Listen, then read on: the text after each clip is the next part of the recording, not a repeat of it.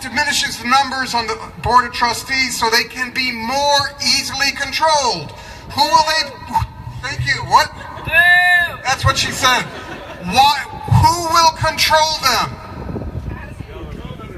The governor or other people who should not have their hands on the university in this way. What else might happen again? Outsourcing. Yes.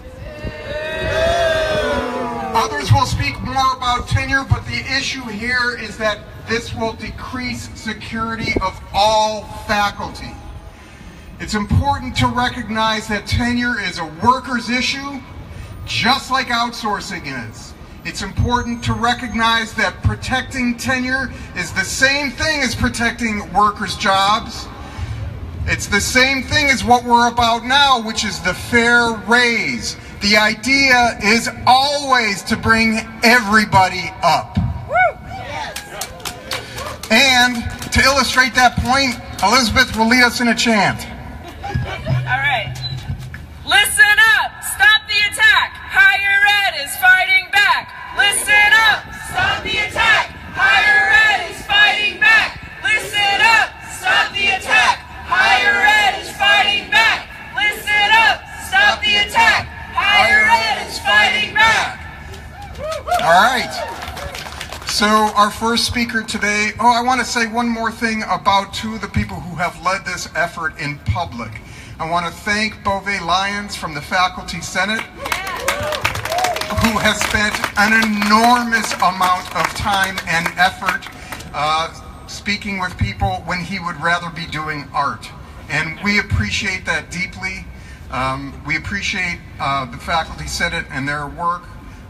We appreciate Monica Black very much and her leadership at the American Association of University Professors local chapter. Monica, too, is spending her time in Memphis on Friday, Beauvais tomorrow, and Nashville to continue to bring our voices. And Monica's voice is the first one we'll hear from now.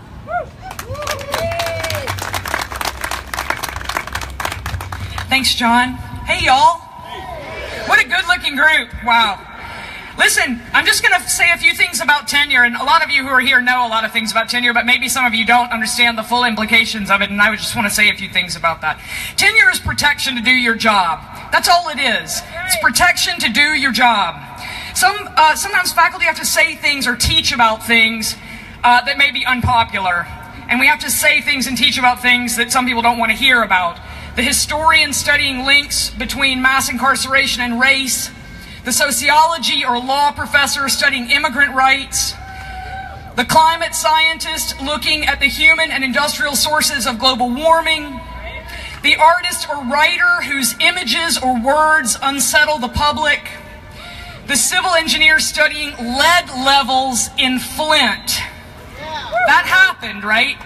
That person could have lost his job, that very brave scholar who brought that information to the public. Sometime back, a class action lawsuit was filed on behalf of children incarcerated in Texas, in the state of Texas. And a number of UT faculty served as pro bono witnesses in that case.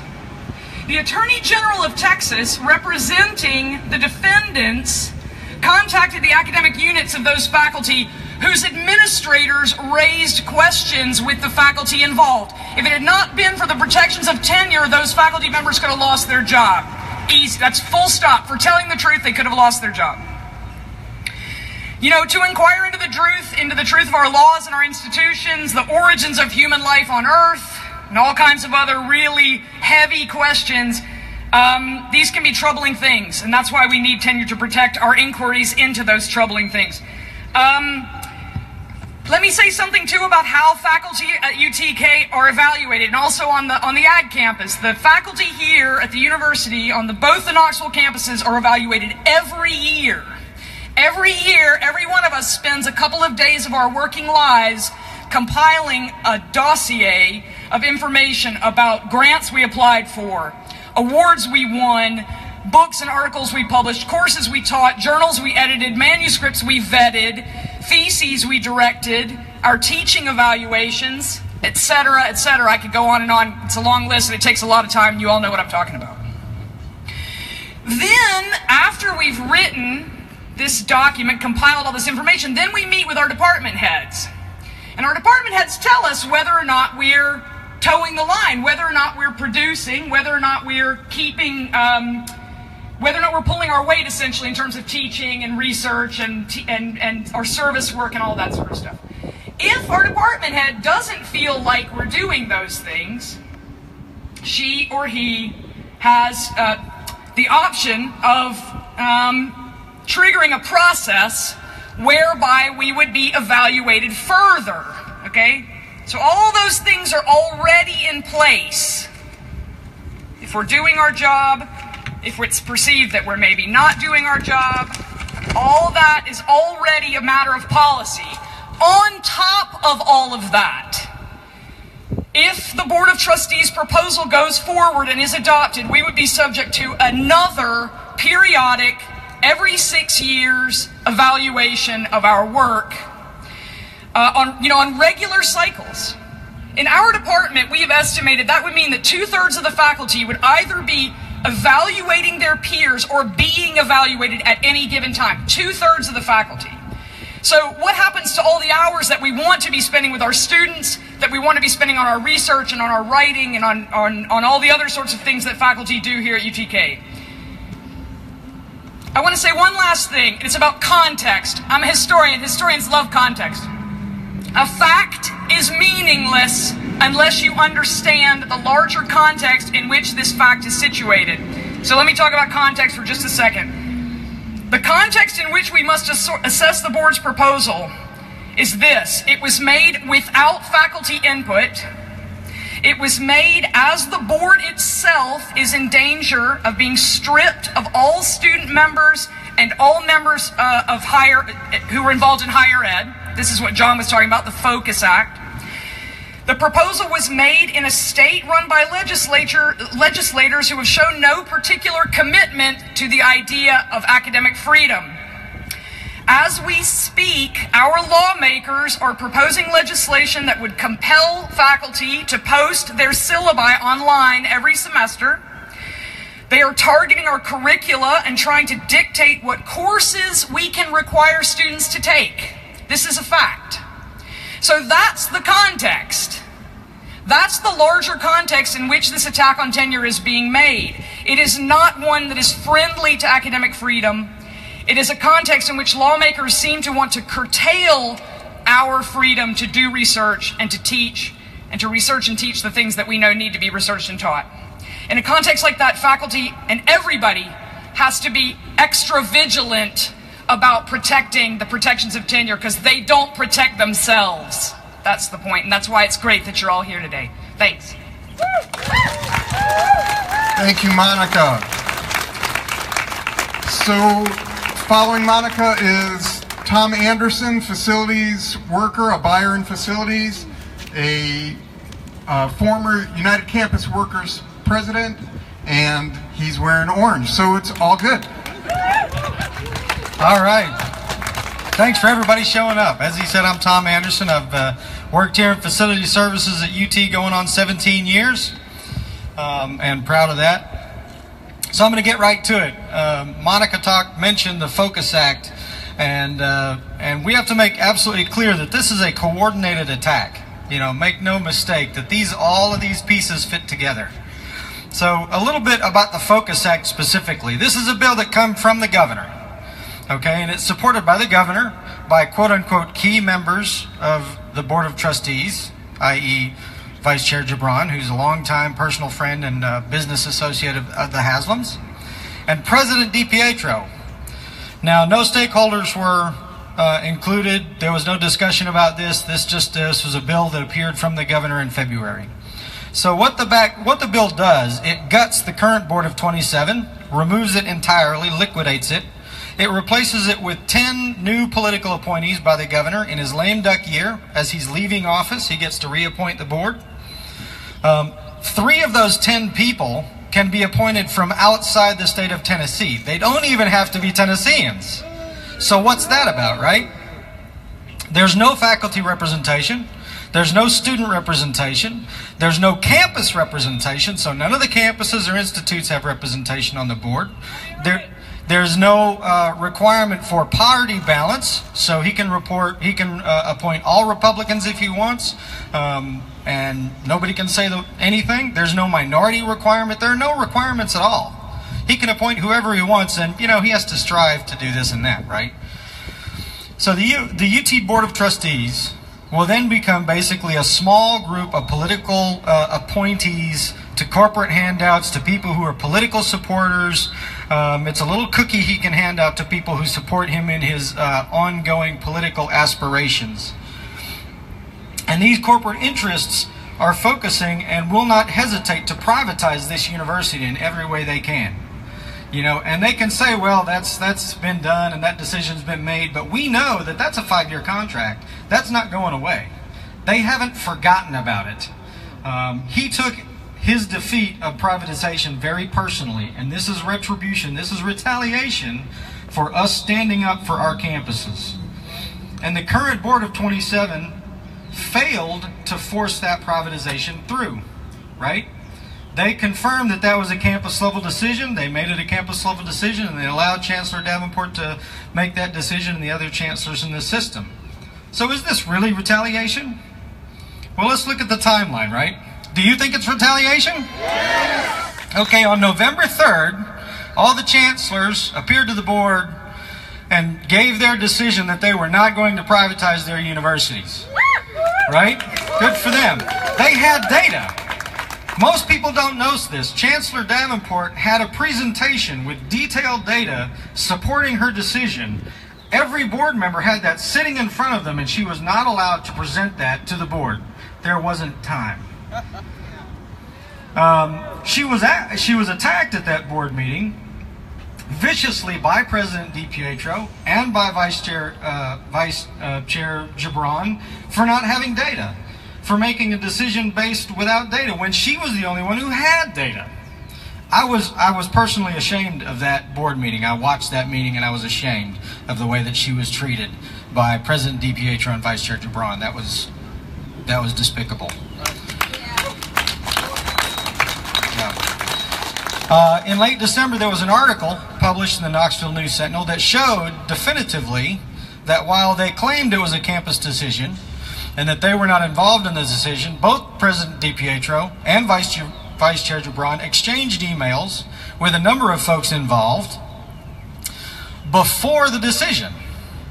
They were actively involved in that decision when they were publicly saying that they weren't. Less than 2 months later, this February, we have the attack on tenure, which did not go through channels.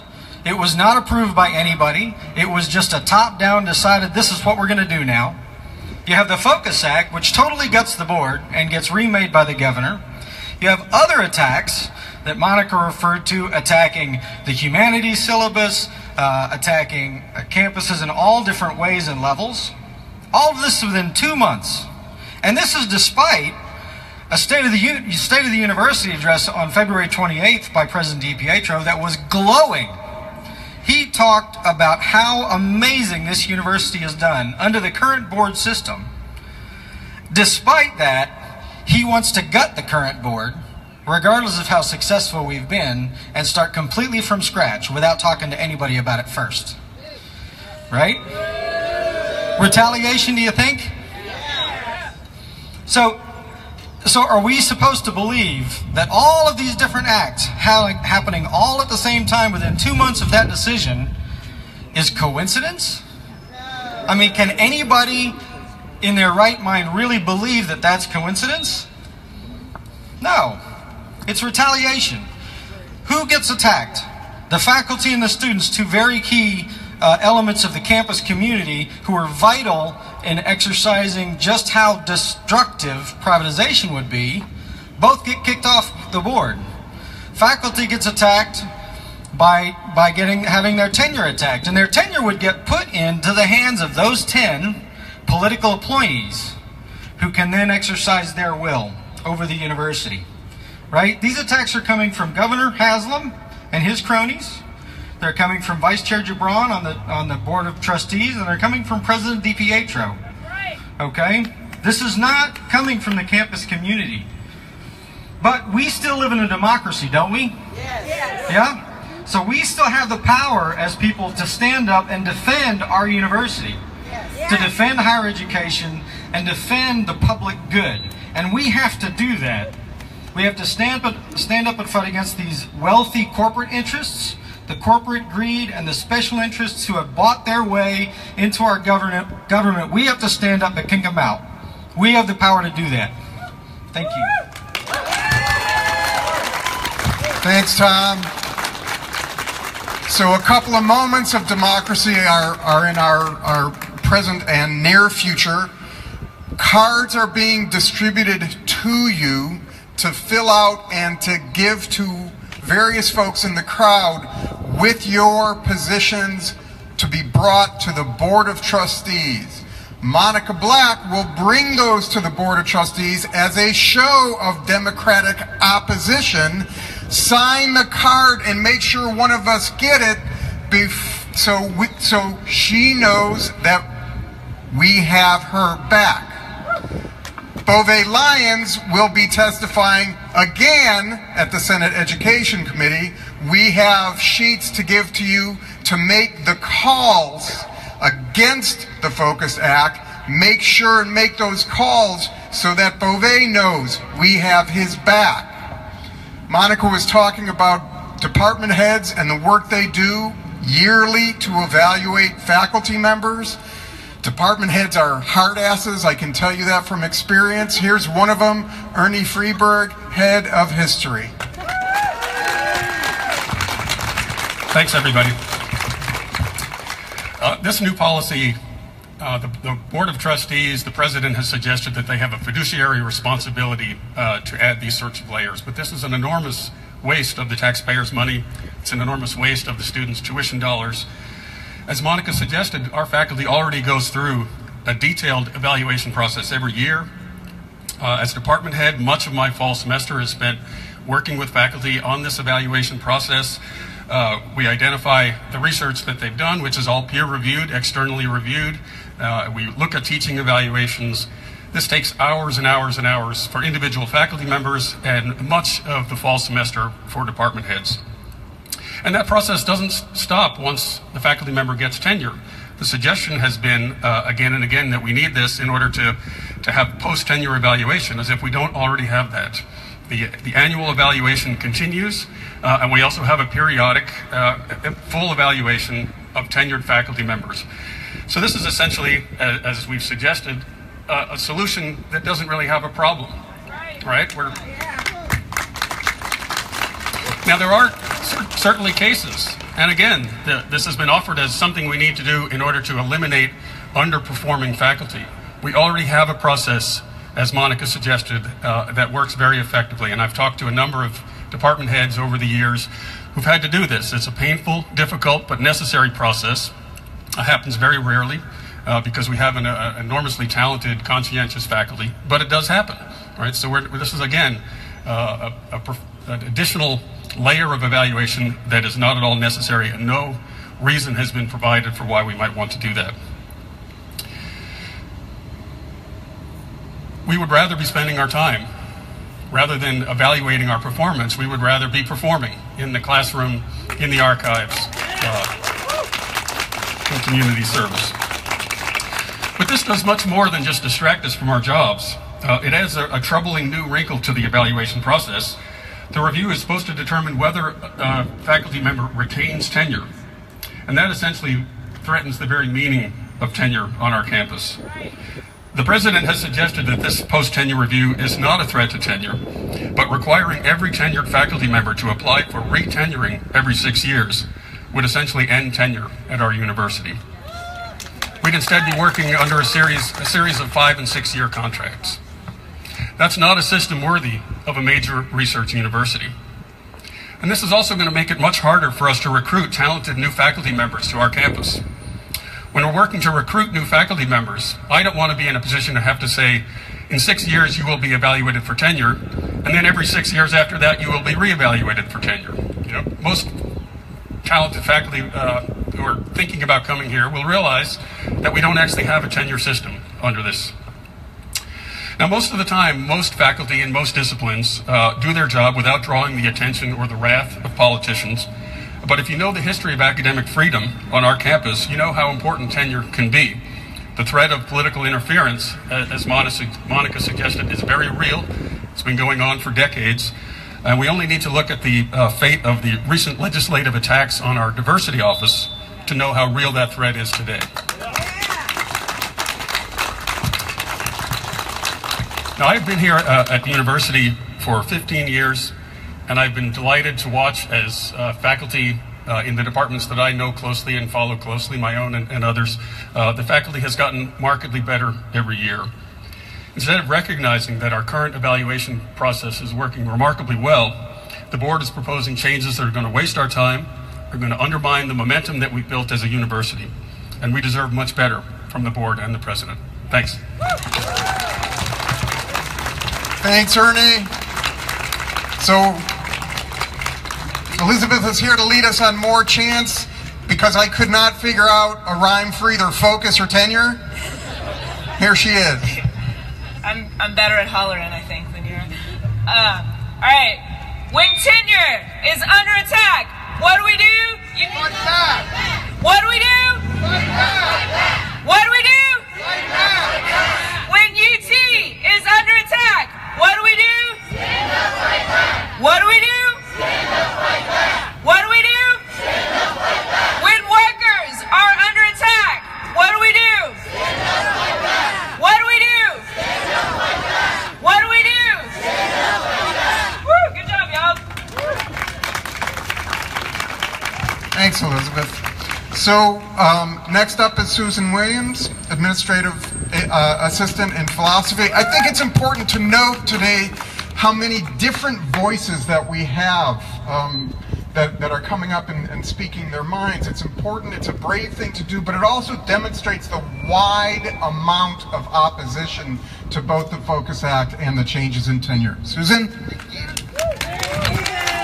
Hello, everybody. As John said, I'm Susan Williams. I'm the Administrative Specialist, too, in the Philosophy Department. I've been there about 14 years, so I have seen lots of people come through and be tenured during that time. An administrative assistant in an academic department is really involved in policy. Policy is our life. We talk about it, we're trained in it, we know if we don't interpret it right, our work is rejected back to us, and interpreting it to you people is very important. It's, in fact, one of my superpowers. So when I first heard about this post-tenure proposal, first thing I did was look up the policy. I looked up the new proposal, I looked up the old proposal, and I thought, this is a bureaucratic nightmare. This, if you've ever been involved in a tenure dossier, you realize that, as Professor Freeberg said, it takes months. You start in the summer, you enlist people to write letters from external letter writers from outside the university. You gather reports from all of the faculty, from the department head, from the tenure candidate themselves. You have charts and graphs and tables and checklists, and everything has to be formatted and paginated, and if there's a revision, guess what? You have to take it out and reformat it and repaginate it and do it all again. And then when you're finally done, you have to send electronic copies and hard copies to the college. It's a lot of work. Now, don't get me wrong, I am not griping about the work. It's an important job, and I was happy to do it this past year. It's important to the tenure candidate, it's important to the department, it's important to the university at large, and I was happy to do that. But I want you to know that when you do this post-tenure review process, you're just creating work for work's sake and not for a real purpose. And that's what I object to. I feel like that every time one of those guys up in the power tower or some of the folks that are in Nashville get one of their big orange ideas, guess who the work falls to? Campus workers like me. Yeah.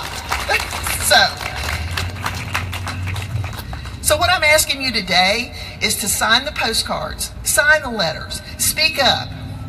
If you're not a member of the UCW, join the UCW today so that you can stay informed about what's going on. Because if I were not a member of the UCW, this might have just passed right over my head without even thinking about it.